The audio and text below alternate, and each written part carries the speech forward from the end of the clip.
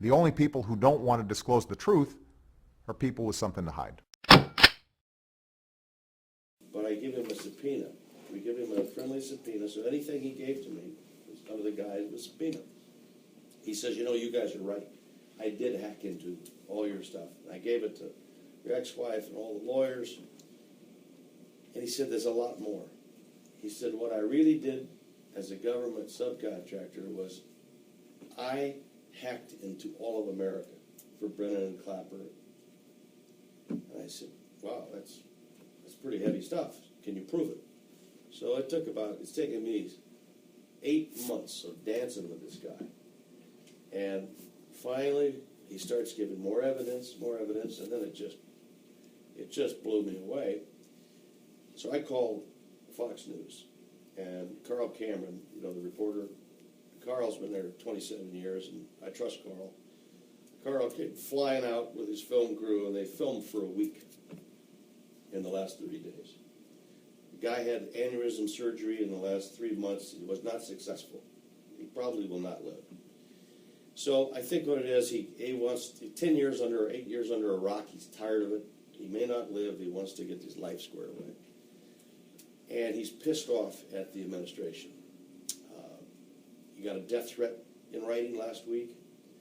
And so I said to him, when the Snowden thing came down, he starts laughing to me. He goes, Snowden is a punk. He doesn't have any information like I've got.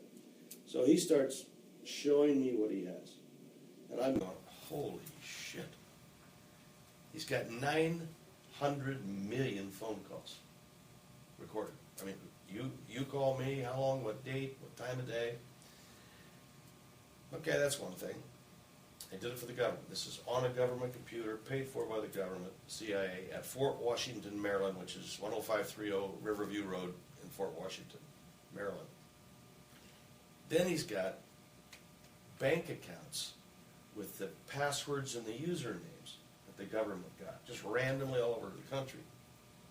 There's 153,000 in this county alone. 153,000 people were hacked in by Brennan and Clapper. And I got all their names. Brennan is head of the CIA now. CIA. Clapper is what? He's DNI. The Department of Intelligence Agency. National Intelligence.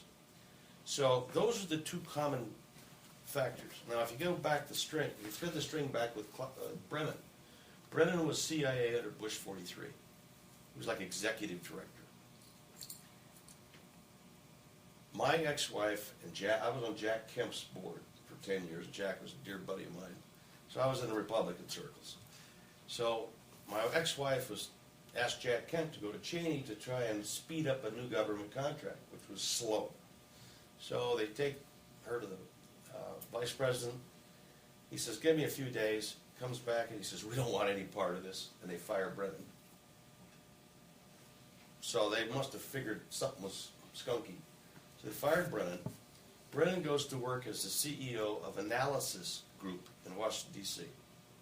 They're basically ex-CIA guys that do contracting for the government. Private version of their old job. So he goes to Obama, then senator, and says, you should hire us in that analysis group if you're going to run for president. Obama does. They have tons of money, millions of dollars. And if you may not recall this, Joe, but there was a little bit of a flap about the birth certificate back then. There was there was an accusation that someone had gotten into the birth certificate records of Hillary Clinton, Mitt Romney, and Obama. Hillary talked about it. Yeah, she really raised a big deal of it.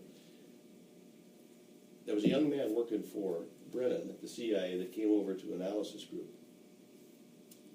And he was kind of the dirty computer kid.